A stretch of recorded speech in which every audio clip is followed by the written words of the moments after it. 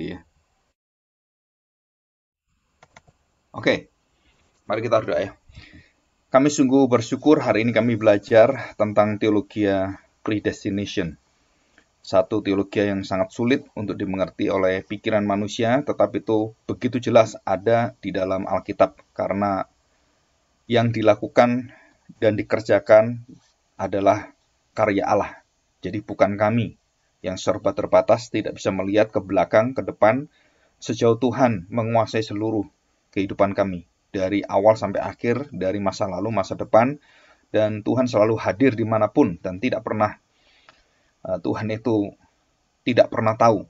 Semuanya Tuhan Maha tahu.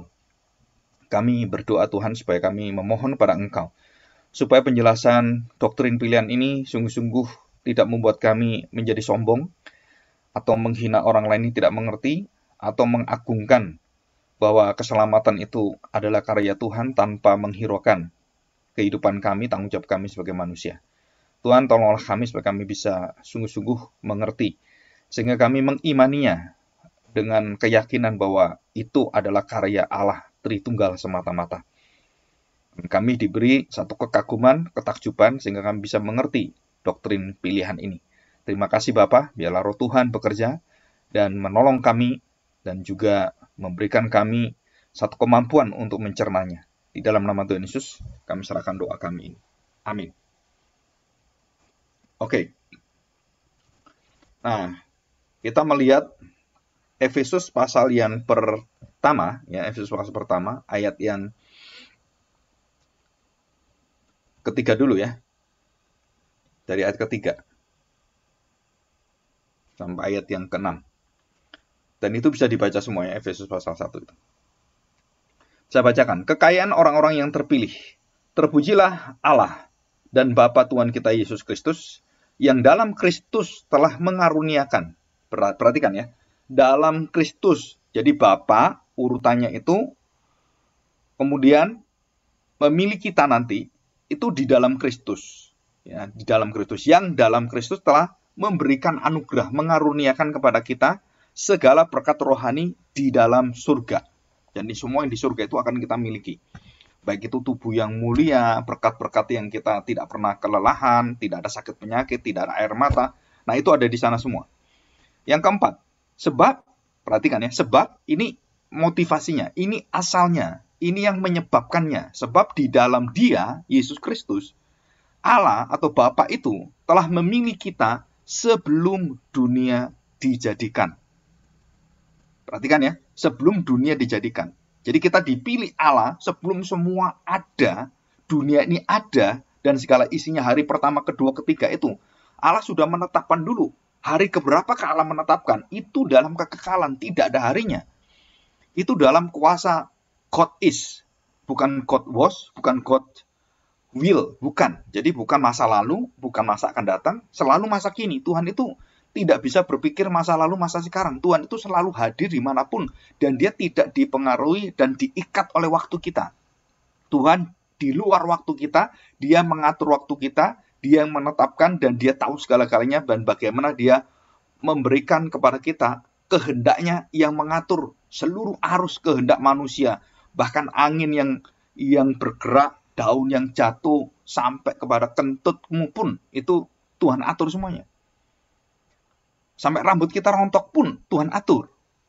Kita berkedip berapa kali satu hari, kita nggak pernah ngitung. Tuhan hitung semua, tahu semua.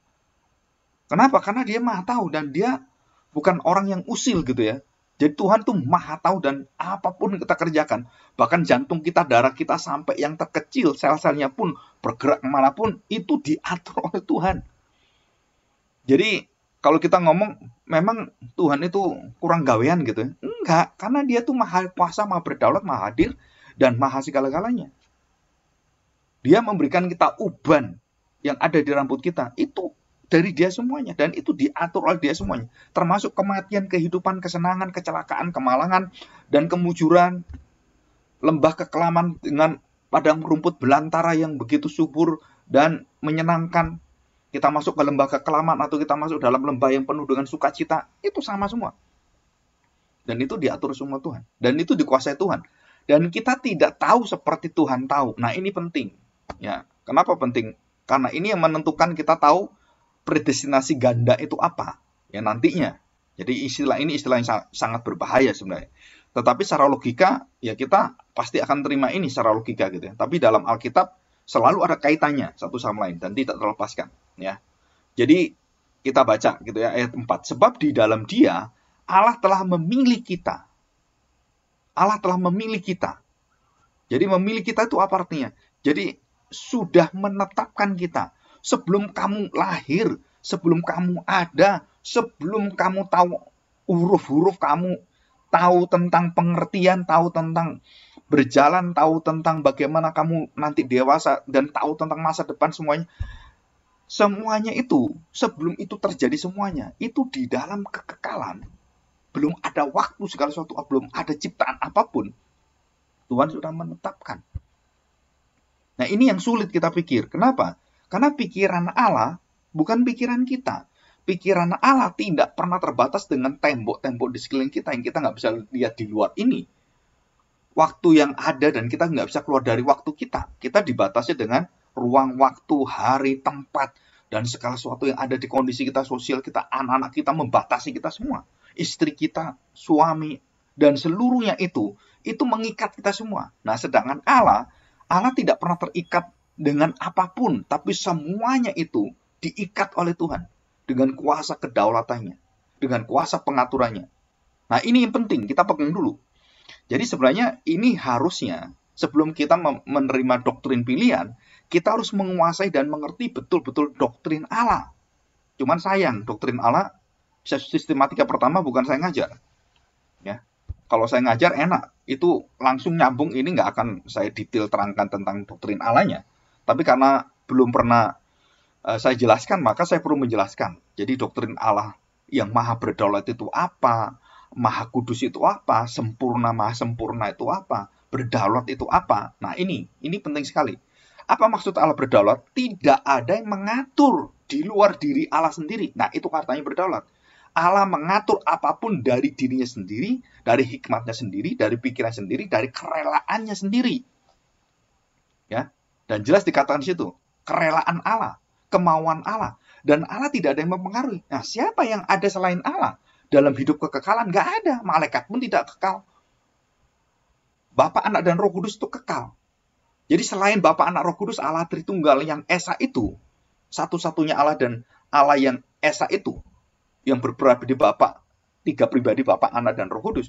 Nggak ada orang pernah mengajari bagaimana nanti Allah harus memilih ini, orang yang baik begini. Nggak ada. Dan Tuhan yang menetapkan semuanya. Kenapa Tuhan mengajar ini? Karena Dia Tuhan. Dia mengajar ini karena apa? Karena Dia mengerti apa sih yang harus terbaik yang diberikan oleh Bapa kepada kita melalui Kristus. Dan kita memikirkan itu sangat sulit sekali. Saya dulu waktu saya beraliran bahwa Allah itu berdaulat tetapi bergantung pada manusia, tanggung jawab manusia. Saya selalu berdebat dan saya tidak percaya tentang kedaulatan Allah yang sepenuhnya itu. Bahkan sampai detail-detail semua, Allah tahu semuanya. Yudas mengkhianati Tuhan tahu. Samson akan jatuh Tuhan tahu. Abraham akan melakukan kesalahan Tuhan tahu. Dan Tuhan tahu semuanya. Dan bukan hanya tahu, Tuhan bisa menggerakkan itu semuanya dengan kekudusannya, dengan kemurahan hatinya, dan mengembalikan kita bertobat pada jalan Dia. Dan itu kuasa Tuhan, dan Tuhan jauh ke depan Dia tahu semuanya. Akhir dan awal segala sesuatu, termasuk hidup kita. Kita lahir dan kita mati. Kita berasal dari apa? Itu semua Tuhan yang sediakan. Coba kita gede seperti ini. Kita tuh dari apa sih? Dari sel sperma. Dan dari sel telur yang cuman kecilnya minta ampun. Itu 1/juta loh. Selnya itu 1/juta dari baru kita lihat ada seperti uget-uget gitu kan. Yang seperti ikan gundul gitu kan. Terus punya ekor. Kan sperma laki-laki gitu kan. Yang lari nah nempel ke perut telurnya ibu kita kan. Mama kita dan papa kita itu. Ketemu di situ dan bermultiplikasi. Dan berkembang biak dan semakin banyak. Dan memperganda diri kan. Akhirnya jadi kita. Dan kemudian kita mati. Jadi abu dan debu. Saya tanya, ini yang ngatur semua siapa? Dan bagaimana dari abu dan debu, kemudian dari cuman sel yang seperti itu, jadi kita berambut, bermata semuanya. Dan kemudian kita lihat, apa yang kita lihat?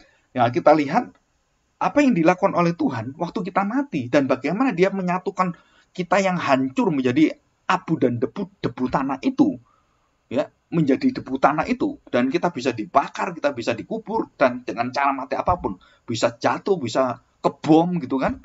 Nah, waktu kita di dalam kondisi seperti itu, Tuhan mampu mengumpulkan sel-sel yang hancur itu, yang sudah dibakar, dikubur semuanya, itu bisa diangkat kembali dan dibentuk seperti tubuh kita ini sempurna nanti bersama dengan Kristus.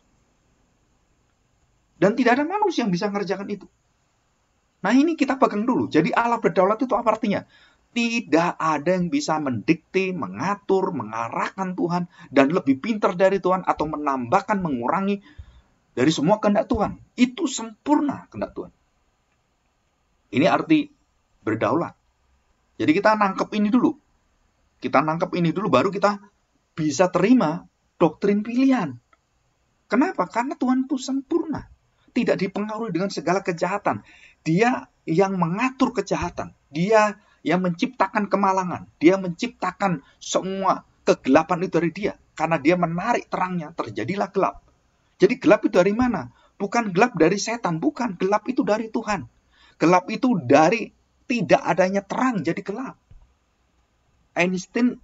Albert Einstein tahu apa artinya gelap. Gelap itu tidak ada terang.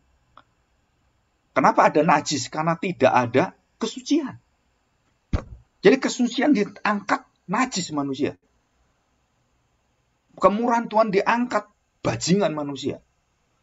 Seperti Fir'aun. Aku akan mengeraskan hatinya. Apa sisanya? Kebengisan Fir'aun. Kekejaman Fir'aun. Kebiadaban Fir'aun. Dan itu sengaja diambil oleh Tuhan. Terangnya diambil, gelaplah hati Fir'aun. Di situ, ya. Jadi ini ada di Alkitab semua kata-kata saya ini. Nanti kalau perlu saya kasih PowerPoint, saya ngajar doktrin Allah itu ada ratusan PowerPoint itu ya. Dan itu detail-detail semuanya dan ada di bukunya. Nah, buku saya yang kuning itu sebenarnya ada beberapa. Ya, ada di sana. Sebenarnya kalau mau baca semua lengkap ada, ya. Gereja Sukses berdasarkan hidup serupa Kristus itu. Ya, kita lihat sekarang ya. Kita lihat ayat ini. Ayat yang keempat. Perhatikan ya. Sebab di dalam Dia Allah telah memilih kita sebelum dunia dijadikan, diciptakan. Tujuannya apa sebenarnya? Nah, ini tujuan ini yang seringkali orang membahas doktrin pilihan, ya, predestination, destinasi kita ditetapkan sebelumnya. Pre itu sebelumnya. Predestinasi. Predestination. Bahasa Inggrisnya gitu ya. Predestinasi. Jadi seluruh destinasi kita, arah kemana kita hidup, berjalan kemana, dan apapun kita kerjakan, dan segala sesuatu destinasi kita. Dari mulai hati, pikiran, perasaan, telinga, mata, dan seluruh tubuh kita, itu dipredestinasi oleh Tuhan. Dan ini sulit kita pikir. Kenapa? Karena kita masih punya kemampuan untuk, nah ini kan gerakan tangan saya, mata saya ke sini, kepala kini, kan saya semua. Mana Tuhan? Nggak ada Tuhan. Nah, kita nggak sadar. Kenapa nggak sadar? Waktu kamu menentang Tuhan pun, Tuhan izinkan semua itu dengan satu kasih supaya kamu bertobat. Ya, kalau kita mengatakan, mana Tuhan nggak ada, aku angkat tangan sendiri. Ya, kamu belum tahu. Nanti pada saatnya kamu mati, baru kamu tahu. Baru kamu tahu nggak bisa apa-apa. Waktu kamu di rumah sakit, kamu cuma diam aja, nggak bisa apa-apa. Kamu lumpuh, nggak bisa apa-apa. Semua diserahkan pada dokter, kamu cuma liatin aja, dioperasi semua, cuma liatin aja. Ya, oke, kita stop dulu ya, sekitar 5 menit ya.